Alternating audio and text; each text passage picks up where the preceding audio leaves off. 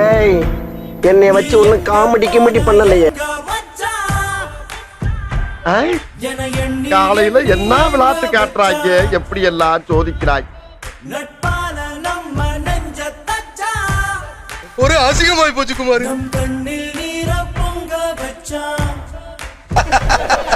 நக்கல்யா அவனுக்கு. இங்க படுத்துற நிமிஷம்னால தாங்க முடியலையே, தலை வலிக்குதுடா. என்ன மனுஷன்